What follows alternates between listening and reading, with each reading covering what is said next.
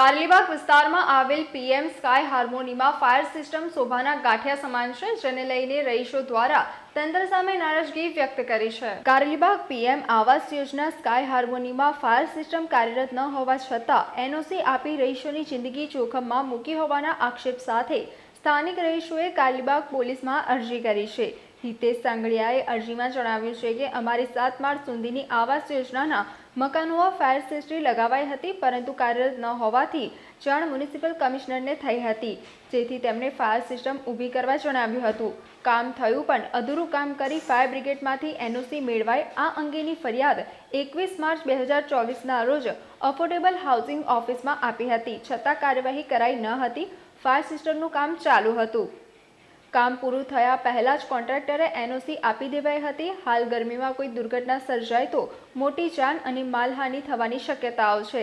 એનઓસીમાં વિરલ નામના વ્યક્તિ દ્વારા ચેકિંગ સિસ્ટમ ચાલુ હોવાથી પુષ્ટિ કરાઈ હતી। રાજકોટની દુર્ઘટના બાદ ગંભીર બેદરકારી સામે આવી છે, ત્યારે સ્કાય હાર્મોનીમાં રહીશોની જિંદગી જોખમમાં મૂકનાર ફાયર બ્રિગેડ, એફોર્ડેબલ હાઉસિંગના જવાબદાર અધિકારીઓ અને કોન્ટ્રાક્ટર સામે કાયદેસરની કાર્યવાહી કરવાની માંગ કરાઈ છે।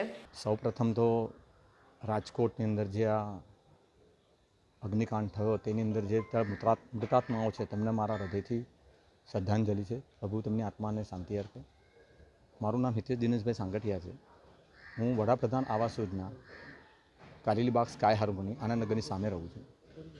હું અહીંયા છેલ્લા 7 વર્ષથી રહું છું। આ 11 ટાવરની સોસાયટી છે, 383 મકાનો છે।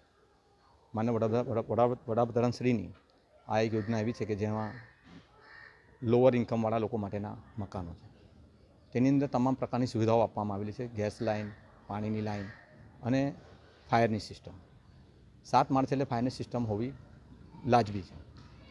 જ્યારે મકાનો બની ગયા અને લોકો રહેવા આવ્યા ત્યારે ફાયર સિસ્ટમ નાખવામાં આવેલી હતી અને આના બનાવનાર છે રાજકમલ બિલ્ડર અંકિતભાઈ। તે ટાઈમે બી ફાયર સિસ્ટમ માટે અમે ધ્યાન દોર્યું હતું કે ભાઈ આ ફાયર સિસ્ટમ પહેલાં જેવી ચાલતી નથી, પણ ત્યાં સુધીમાં કોઈ હોનારત થઈ નથી એટલે વાંધો નહોતો। પરંતુ વડોદરા અંદર જ્યારે બોટકાંડ થયો, બોટકાંડ થયા પછી માન્ય મ્યુનિસિપલ કમિશનર સાહેબ રાણા સાહેબ આવ્યા પછી તેમના ધ્યાને આવતા તેમણે તમામ આવાસ યોજનાઓ પર આ લાઈનો નવેસરથી નાખવા માટેની તેમણે તજવીજ કરવાનું તેમણે આદેશ કર્યો, જેના ભાગરૂપે અમારી સોસાયટી સ્કાય હાર્મોનીની અંદર પણ નવી ફાયર સિસ્ટમ ઊભી કરવા માટેની જરૂરિયાત જણાઈ તો અમારે ત્યાં બી કામગીરી ચાલુ થઈ। તે કામગીરી કરીબન 6-7 મહિના પહેલાં ચાલુ કરવામાં આવી હતી। આપ જોઈ શકો છો આ કામગીરી માટેનું આ સિસ્ટમ છે। હવે જ્યારે કામગીરી ચાલતી હતી તે સામે મારે ધ્યાને આવ્યું, એટલે હું આકાશભાઈ મિસ્ત્રી છે જે નિલેશ પરમાર સાહેબની નીચે આવે છે, મેં તમને જાણ કરી દીધું, સાહેબ આ જે સિસ્ટમ નાખેલી છે તે બરાબર કાર્યરત નથી। તો મને કેવી રીતે કાર્યરત નથી મને સમજાવો।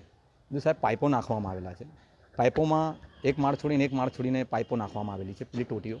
બીજું કે જે ફાયર સિસ્ટમનો નિયમ એવો છે કે પાણી, લિક્વિડ ફોર્મ અને પાવડર ફોર્મ અને એલાર્મ સિસ્ટમ આની મહત્ત્વની વસ્તુ છે।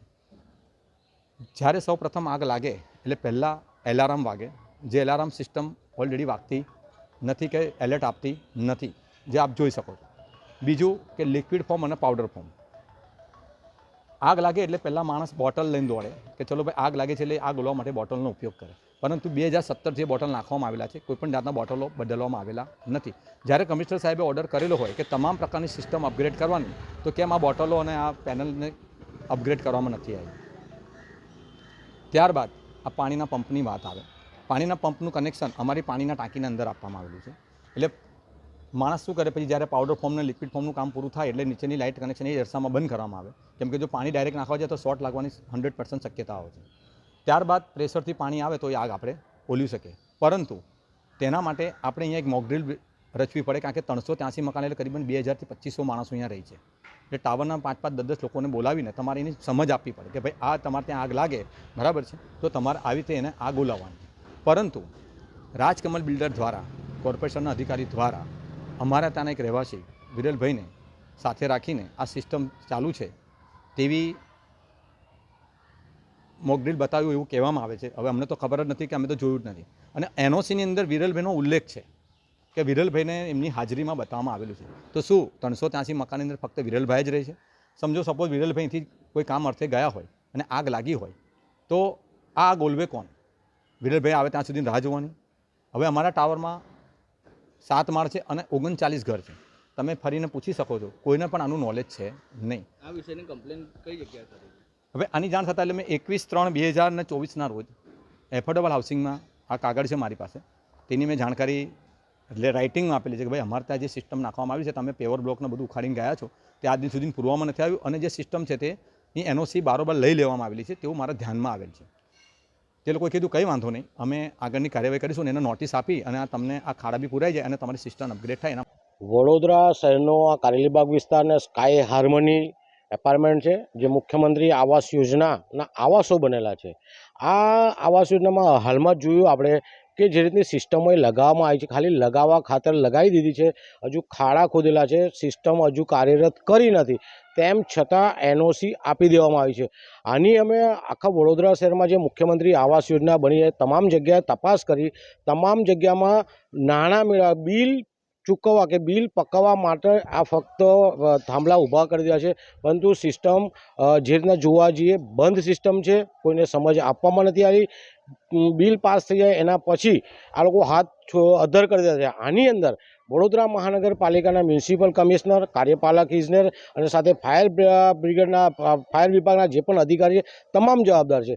જે તે બોટકાંડ બનાવ બન્યો ત્યારબાદ ફટાફટ ફાયર સિસ્ટમ બધે લગાવી છે, પરંતુ કાર્યરત કરવામાં આવી નથી.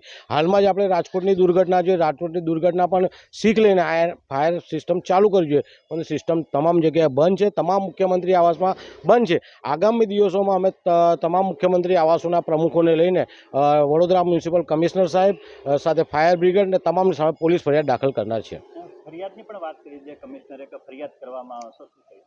જે રીતે કમિશનર સાહેબે ફરિયાદ દાખલ કરવાની કીધી છે, તો અમે સૌ ફરિયાદ તો કરીશું જ, પરંતુ આ બેદરકારી જ્યારે સામે આવી છે ત્યારે ફાયરના જે ઓફિસર છે, સાથે એફોર્ડેબલ હાઉસિંગના જે ઓફિસર છે, એમની સામે પણ કાર્યવાહી કમિશનરે કરવી જોઈએ. અમે ફરિયાદ કરીશું, તમે આવાસો બનાવ્યા છો તો તમારે એને જોવાનું હતું, પણ તમારા અધિકારીઓ ધ્યાન નથી આપ્યું, કોર્પોરેશને ધ્યાન નથી આપ્યું. આ રાજકોટની દુર્ઘટના બની ત્યારબાદ તમે કમિશનર હુકમ કર્યા છે, એટલે દાળમાં ક્યાંક ને ક્યાંક ઉપરથી જ કાળું છે. પરંતુ આગામી દિવસોમાં અમે આ તમામ જગ્યાથી ફરિયાદ દાખલ કરવાના છે.